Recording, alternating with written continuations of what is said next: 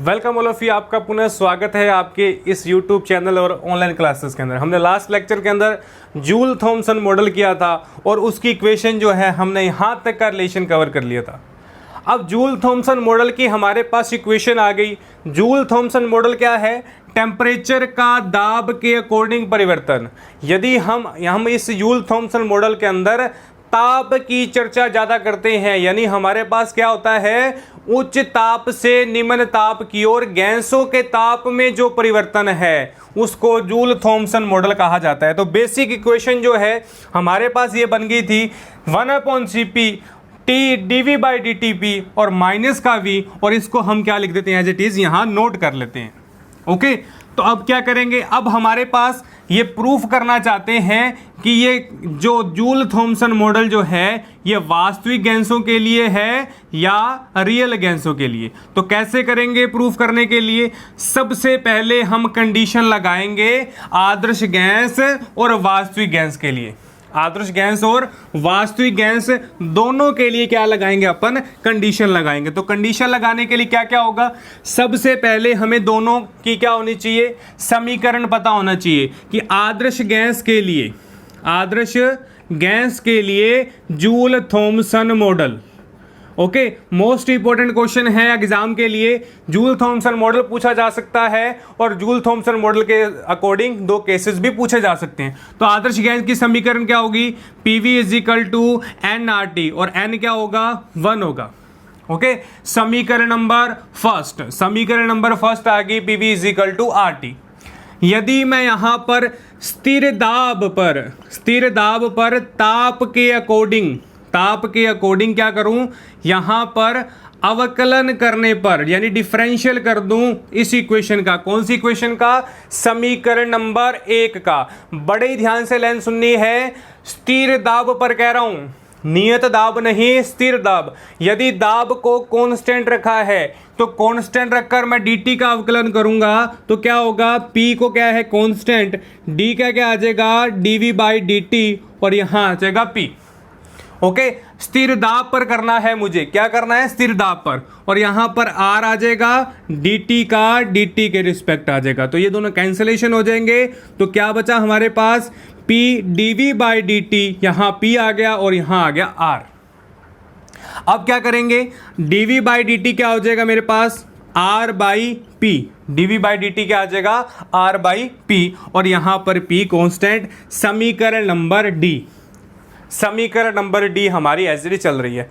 अब क्या करेंगे, जूल थॉमसन मॉडल की समीकरण है हमारे पास, जूल थॉमसन मॉडल की समीकरण। कौन सी समीकरण? फर्स्ट जो हमने लिखी है, इस समीकरण में वैल्यू पुट करके देखते हैं dv बाय dt p की। यदि ये वैल्यू यानी dt/dt की वैल्यू फाइनाइट आ रही है तो हम कह सकते हैं कि आदर्श गैस जूल थॉमसन मॉडल पर अप्लाई होता है। और यदि ये वैल्यू नॉट इक्वल टू 0 आ जाए तब भी अप्लाई होता है, और यदि 0 आ जाए तो हम कहेंगे आदर्श गैस जो है जूल थॉमसन मॉडल पर कार्य नहीं करेगा। तो अप्लाई कीजिए आप, क्या आएगा यहां से 1/Cp, यहां आ जाएगा t dv बाई dt, और यहां आ जाएगा p, और यहां v = dt/dp।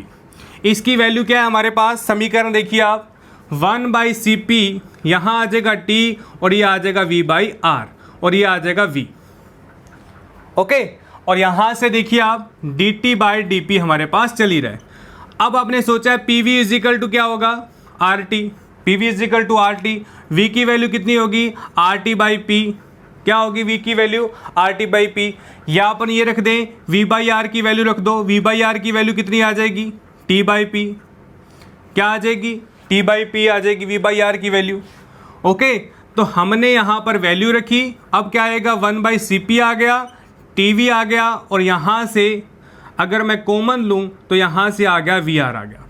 क्या आ गया, vr। ओके, और यहां पर आ गया dt by dp as it is आ गया। dp बाई dt हमारा क्या आ गया, एज इट इज आ गया।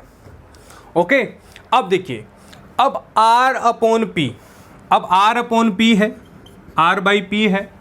इसको हम किस तरीके से लिख सकते हैं, r बाई p को, r by p, PV = RT होता है हमारे पास, PV = RT, और यहाँ देखिए यदि मैं R बाई पी कर दूँ तो क्या रिलेशन आता है, V बाई टी का रिलेशन आता है मेरे पास। यदि मैं इसको PV बाई आर टी है हमारे पास, यदि मैं R को इधर रख दूँ और P को इसके पैरों में ले गया, ओके, R बाई पी क्या होगा, V बाई टी। तो हम इसको क्या लिख सकते हैं, V बाई टी। तो यहाँ से या तो V बाई टी लिख दो और यहाँ पर या तो वैल्यू कौन लिख दो। तो यहाँ पर क्या आ जाएगा, V बाई टी और यहाँ आ जाएगा V, और D T by D P H D हमारे चल रहा है। तो T से T कैंसिल, V से V 0 आ जाएगा। तो यहाँ से D T by D P की वैल्यू कितनी आ जाएगी, 0 आ जाएगी। और हम क्या कहेंगे, आदर्श गैस की समीकरण, यानी आदर्श गैस जो है वहाँ पर जूल थॉमसन मॉडल अप्लाई नहीं होता।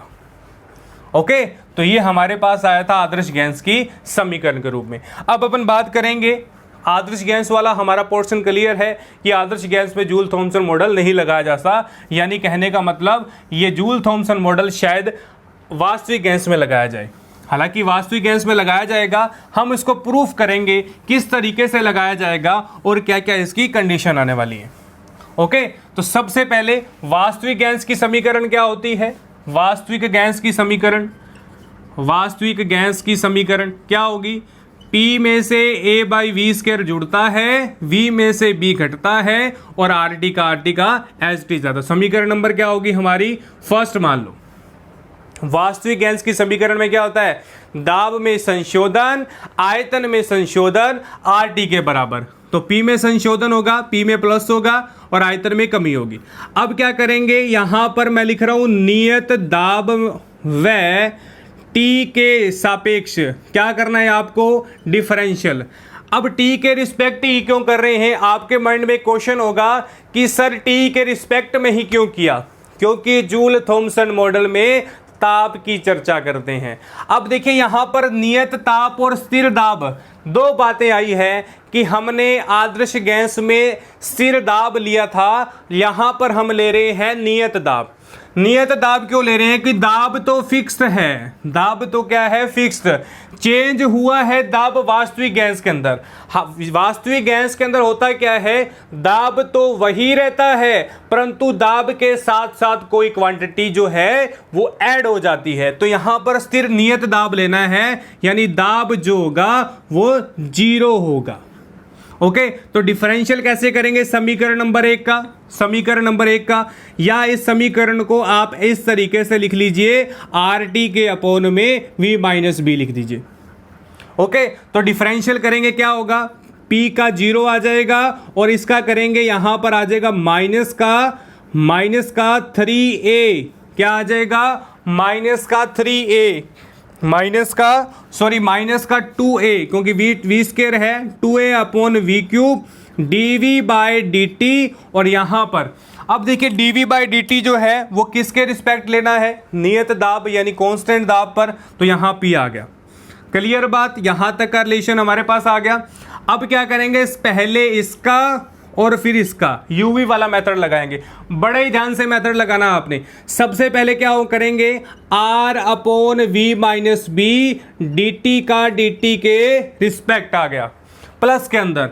अब किसका करेंगे, T बाहर R बाहर, 1 अपॉन वी माइनस बी का क्या आ जाएगा, 1 अपॉन 1 माइनस बी का आ जाएगा 1 बाई बी स्क्वायर, क्या आ जाएगा 1 बाई बी स्क्वायर। कहां पर, माइनस का, क्योंकि यहां पर माइनस का आएगा तो क्या आएगा, माइनस का 1 बाई बी स्क्वायर। ओके, और v का क्या आ जाएगा, यहां से dv बाई dt p आ गया, dv बाई dt क्या आ गया, p आ गया।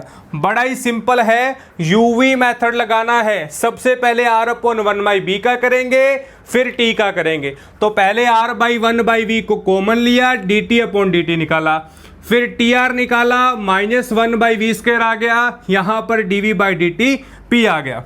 अब आपके मन में क्वेश्चन है कि सर यहाँ p क्यों नहीं लगाया, तो p लगा दो, कैंसिलेशन तो होना ही होना है ये।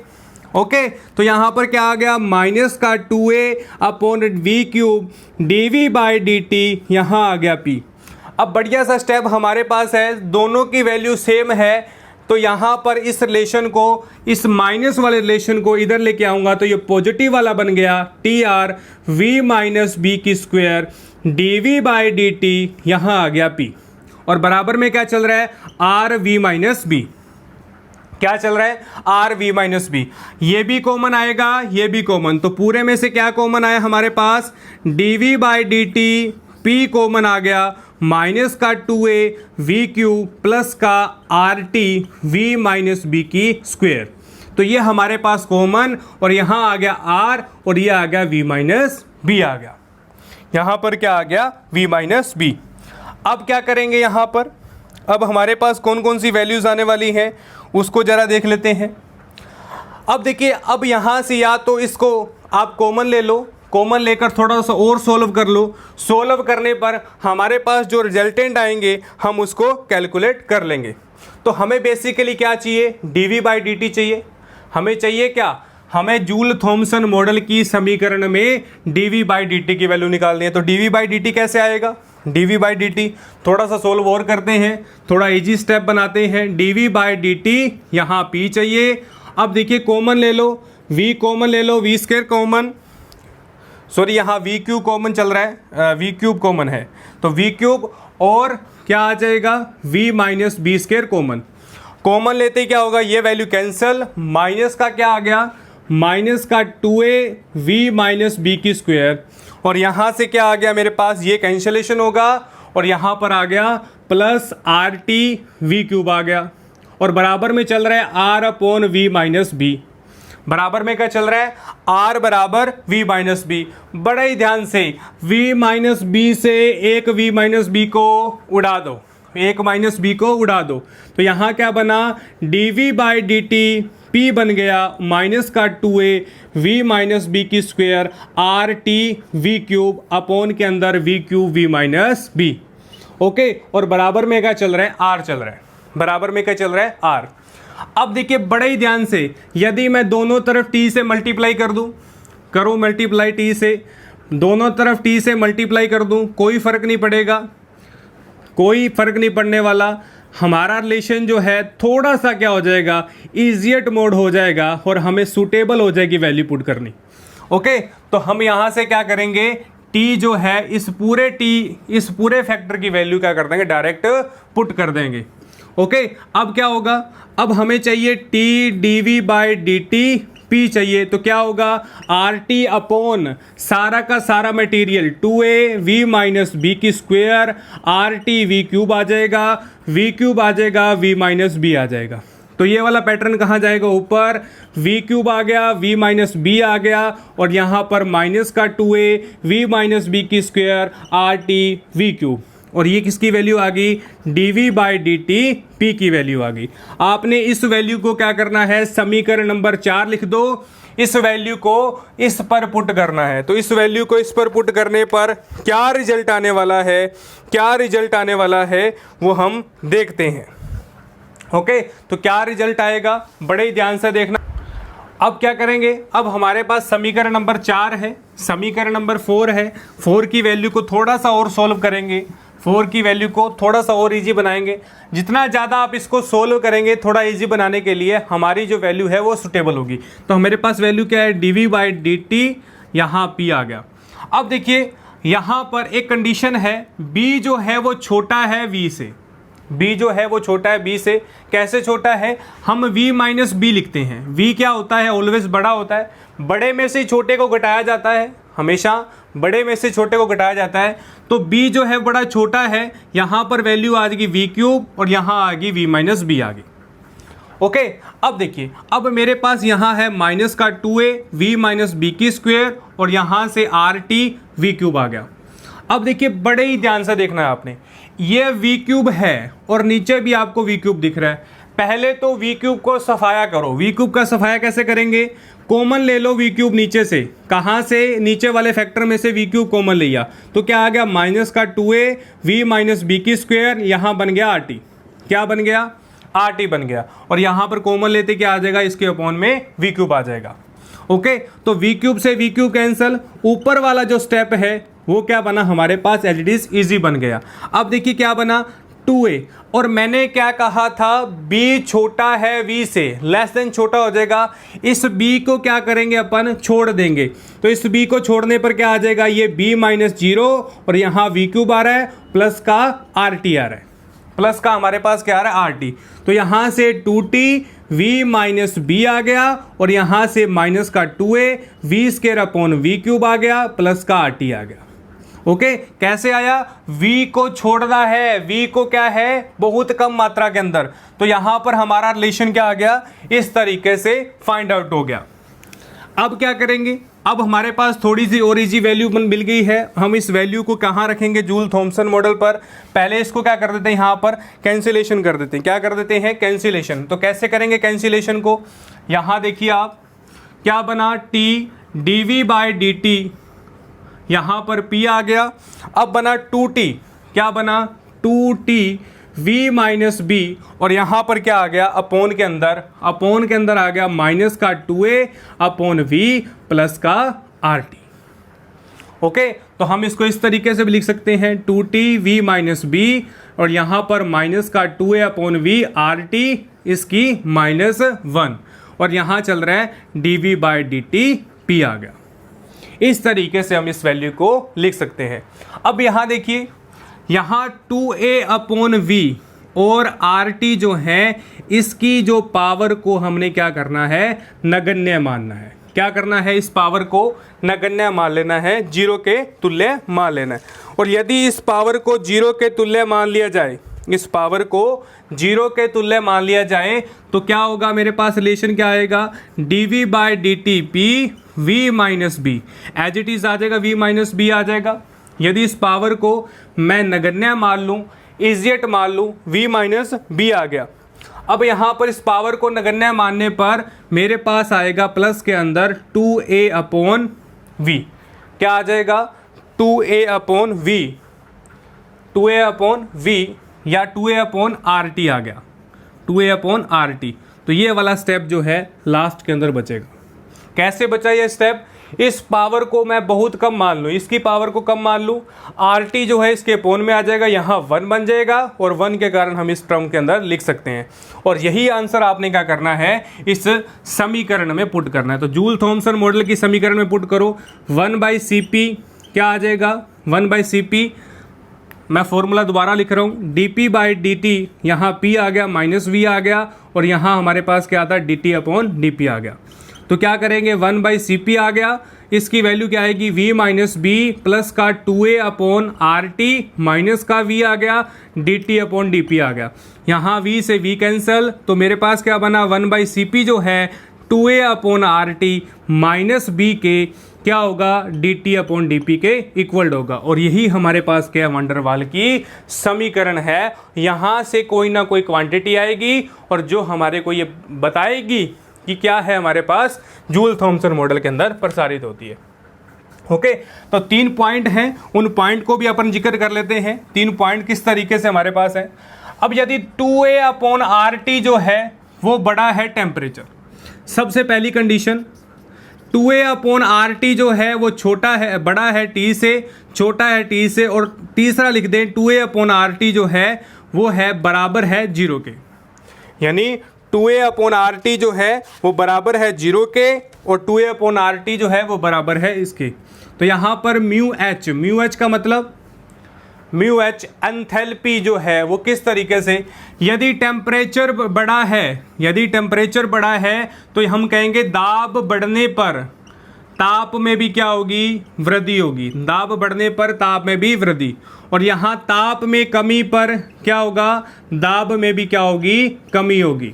और यहाँ पर यदि इस फैक्टर को 0 कर दिया जाए तो यहाँ पर जो ताप होगा वो व्युत्क्रम ताप होगा, इनवर्स टेम्परेचर होगा। तो 3 कंडीशनें हमारे पास मिलती हैं वान-डेर वाल समीकरण जूल थॉमसन मॉडल के अंदर एक्सेप्ट करने पर। और यहाँ से प्रूफ होता है कि जूल थॉमसन मॉडल जो है वो क्या है, जूल थॉमसन मॉडल वास्तविक गैसों के लिए प्रसारित किया जाता है। ओके, तो हमने जूल थॉमसन मॉडल पढ़ा, जूल थॉमसन मॉडल का प्रयोग पढ़ा, उसके बारे में इक्वेशन निकाली। 2 हमारे पास केसेस आएंगे, आदर्श गैस के लिए, वास्तविक गैस के लिए, दोनों को आपने क्या करना है 1 by 1 डिस्कस करना है।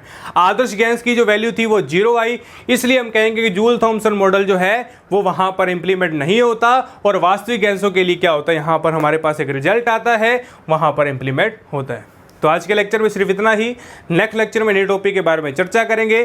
तब तक के लिए आप इस वीडियो को पूरा देखिएगा, और इस वीडियो को यदि आपने हम अभी तक चैनल को सब्सक्राइब नहीं किया तो चैनल को सब्सक्राइब कर लें, बेल आइकन को प्रेस कर लें ताकि आने वाली वीडियो का नोटिफिकेशन आप तक पहुंच पाए। Thank you all of you.